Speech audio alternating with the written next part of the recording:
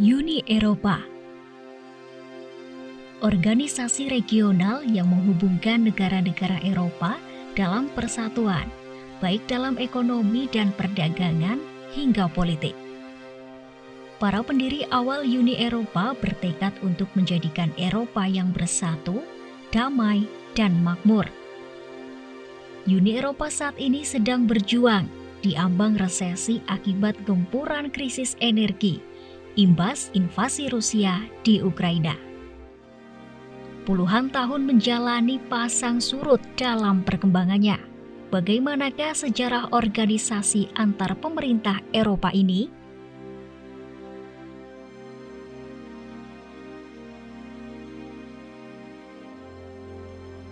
Perang Dunia I dan II telah membuat porak-poranda kedamaian dan ekonomi di seluruh dunia, termasuk benua biru.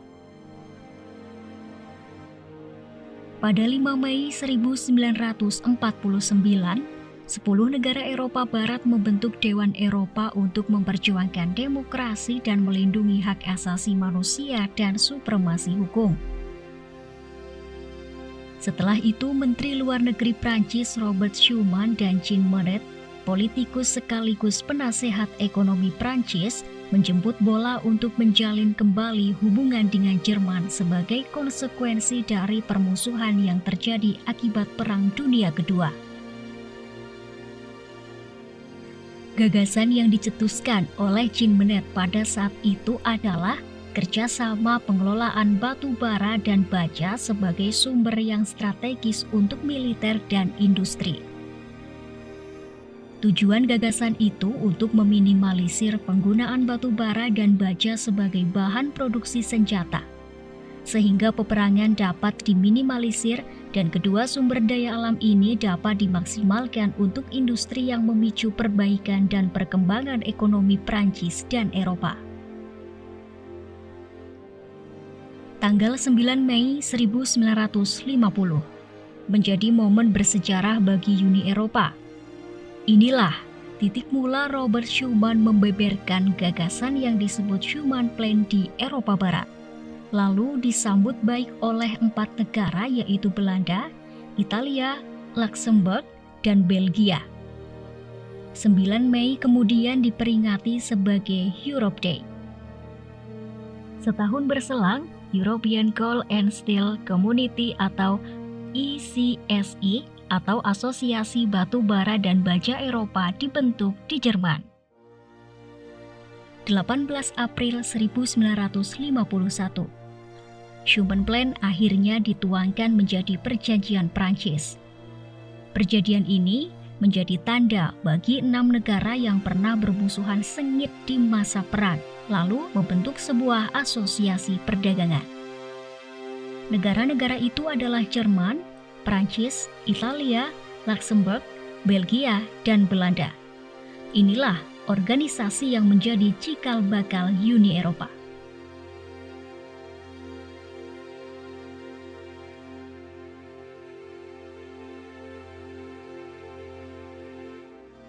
Kesuksesan Asosiasi Eropa untuk Batu Bara dan Baja membuat 6 negara pendiri memperluas kerjasama mereka ke sektor ekonomi lainnya.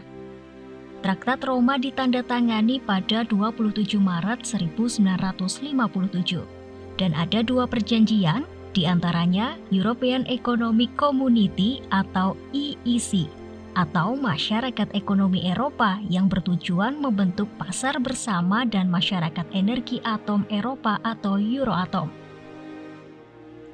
Traktat ini memberikan framework bagi EEC untuk bisa mencapai tujuan akhir dari proses integrasi 6 negara ini, yaitu terbentuknya sebuah pasar tunggal Eropa. Tahun 1960-an menjadi periode baik bagi perekonomian.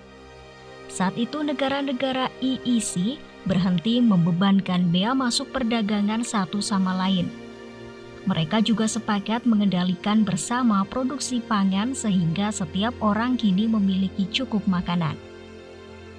3 Mei 1960, Asosiasi Perdagangan Bebas Eropa dibentuk untuk mempromosikan perdagangan bebas dan integrasi ekonomi antara negara-negara tertentu yang tidak tergabung dalam EEC.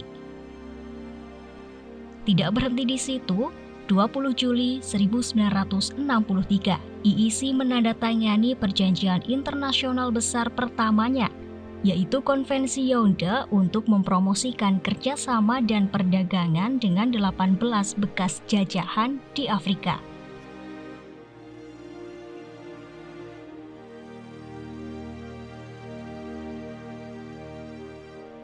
Pada 1967, keenam negara kemudian merampingkan organisasi yang ada dengan cara menggabungkan 3 pengelolaan organisasi menjadi satu, menjadi European Community.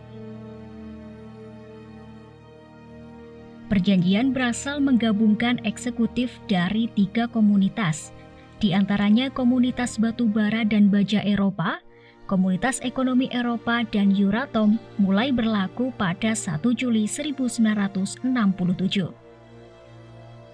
Dengan penggabungan ini, proyek integrasi ekonomi berjalan beriringan dengan beberapa kerjasama politik, keamanan, sosial budaya, dan lainnya. Tahun 1973, Inggris, Irlandia, dan Denmark bergabung ke EEC.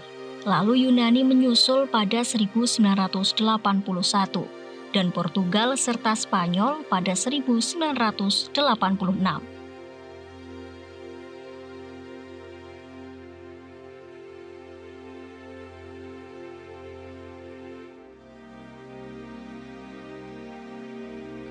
Cita-cita European Community ini tercapai dengan penandatanganan perjanjian Uni Eropa di Maastricht, Belanda pada 7 Februari 1992 dan mulai berlaku pada 1 November 1993.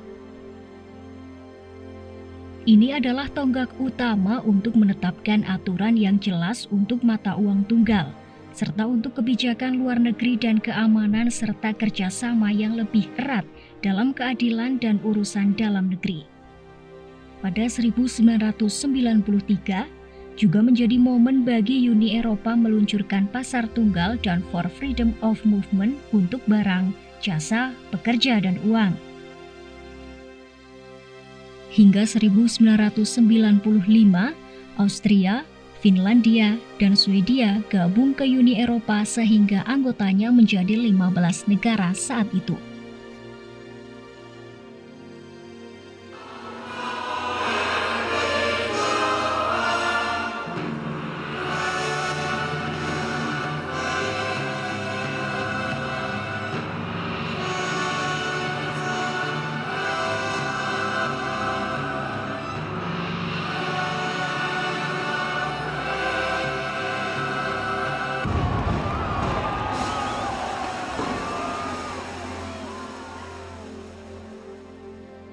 Uang kertas dan koin euro resmi menjadi mata uang legal di 12 negara Uni Eropa pada 1 Januari 2002.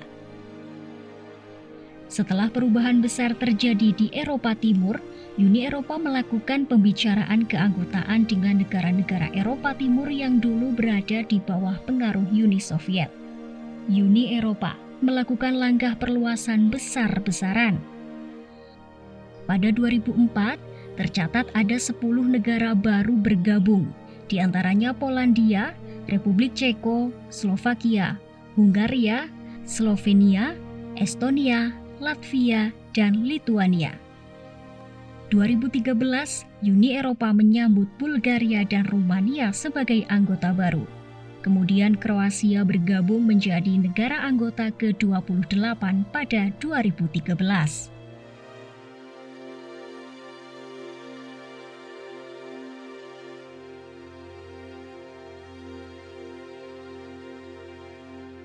Brexit atau Britain Exit adalah kampanye penarikan Inggris dari Uni Eropa yang secara resmi terjadi pada 31 Januari 2021. Dalam referendum pada Juni 2016, 52% pemilih di Inggris memilih untuk meninggalkan Uni Eropa setelah lebih dari 40 tahun menjadi anggota. Inggris pun menjadi negara pertama yang meninggalkan Uni Eropa dan tentunya memiliki alasan tersendiri. Saat itu tumbuhnya euroskeptisisme di dalam Partai Konservatif ditanggapi oleh Perdana Menteri Inggris David Cameron. Cameron lantas berjanji untuk melakukan referendum tentang apakah Inggris harus tetap di Uni Eropa. Bahkan sebelum lonjakan imigrasi pada tahun 2015 yang diakibatkan oleh pergolakan di Timur Tengah dan Afrika. Banyak warga Inggris yang merasakan tertekan dengan masuknya migran dari tempat lain di Uni Eropa yang telah tiba melalui perbatasan terbuka. Memanfaatkan sentimen anti-imigran ini, Partai Kemerdekaan Britania Jaya yang dipimpin oleh Nigel Farage memperoleh keuntungan besar dalam pemilihan sebagian besar dengan mengorbankan konservatif. Euroskeptis di Inggris juga khawatir dengan kewajiban keuangan Inggris yang muncul sebagai akibat dari tanggapan Uni Eropa terhadap krisis utang zona euro dan dana talangan Yunani pada 2009 sampai 2012. Mereka berpendapat Inggris telah melepaskan terlalu banyak kedaulatannya.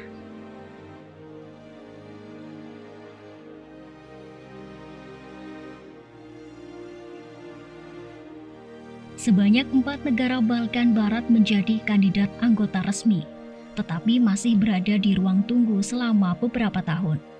Makedonia Utara sudah menunggu sejak 2005, Montenegro dari 2010, Serbia mulai 2012, dan Albania pada 2014. Turki adalah kandidat anggota Uni Eropa sejak 1999 dan mengajukan untuk bergabung pada 2005. Namun hubungannya dengan Uni Eropa merosot pada 2013 dan tidak pernah pulih dari tindakan keras Presiden Recep Tayyip Erdogan terhadap lawan-lawannya setelah gagal kudeta pada 2016. Sebanyak 2 negara bekas Yugoslavia lainnya, Bosnia dan Kosovo, dianggap sebagai calon potensial, tetapi belum memenuhi kriteria keanggotaan Uni Eropa.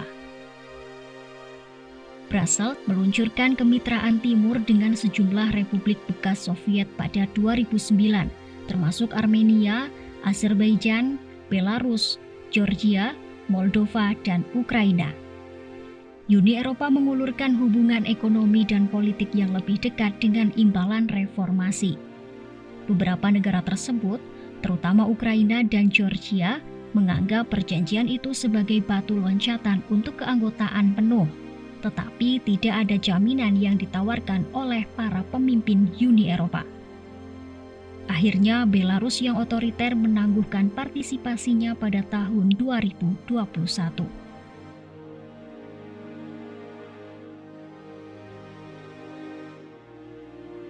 Presiden Ukraina Volodymyr Zelensky menandatangani pengajuan resmi keanggotaan negaranya untuk bergabung ke Uni Eropa pada Senin 28 Februari 2022. Pengajuan keanggotaan tersebut dilakukan di tengah invasi yang dilakukan Rusia ke Ukraina.